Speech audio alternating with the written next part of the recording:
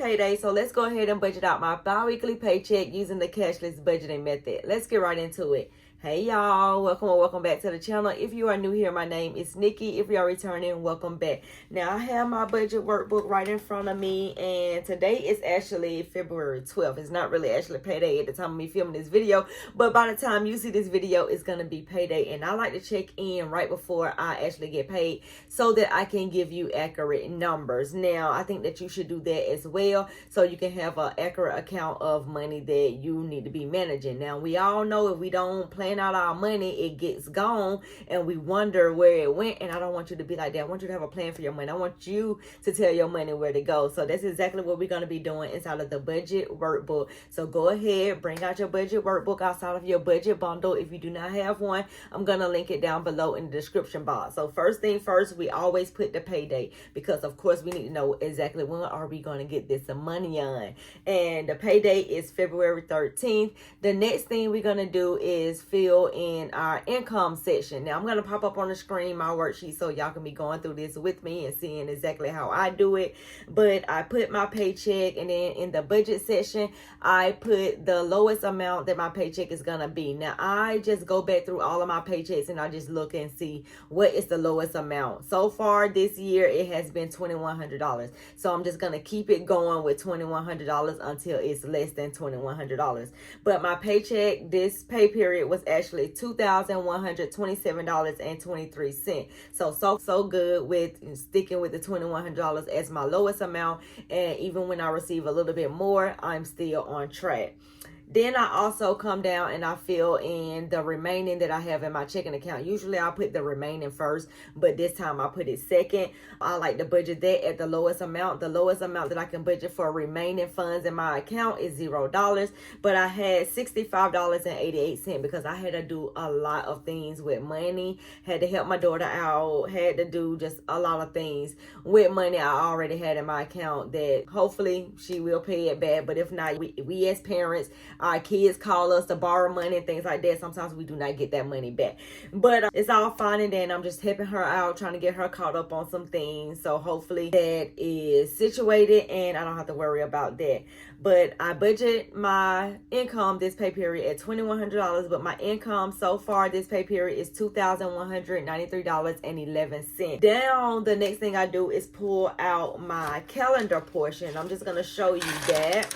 I'm not going to pop that on the screen, but this is my calendar section. I fill this out at the beginning of the month. It comes undated, and I just basically plan out everything that I have going on for the month, and I give it an amount. I also give it a date as well. Some things I can't give a date. I do have to take out money for a birthday because there's a birthday this month, or whatever. I know the date of the birthday. I just want to make a note to myself that I need to get this gift before this person's birthday and things like that. So I do have that on my calendar as well. I've also taking that out of the budget this pay period too. So first thing first, anytime that we get money, the very first thing that we're going to do is save some money. So I'm always putting money in my retirement, investing, Roth IRA, and my personal savings. So $115.15 into the retirement, that is automatically taken out of my paycheck before money is even deposited into my checking accounts.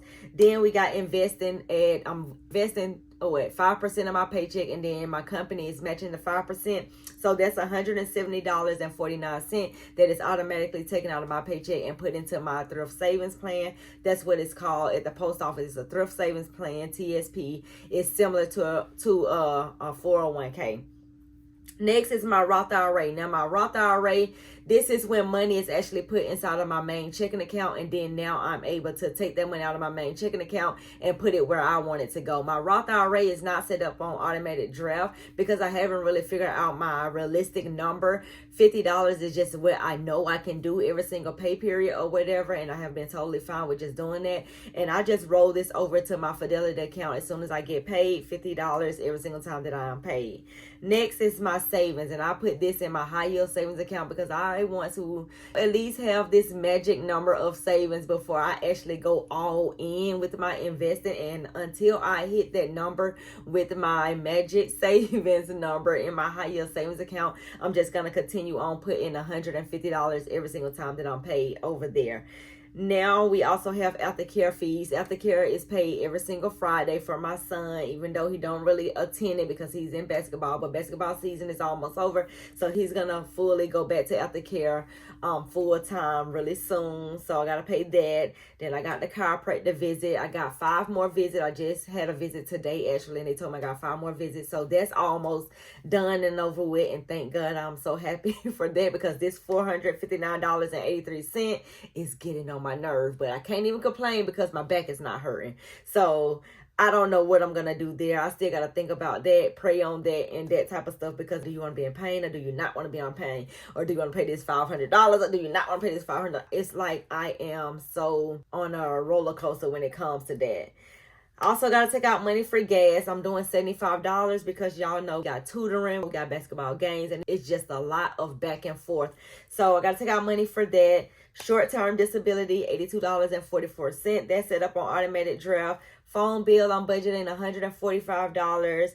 And then aftercare fee again for the next Friday, $120. And then gas again for the next week too, and that's $75. So it brings my total bills and expenses and my savings to $1,562.91.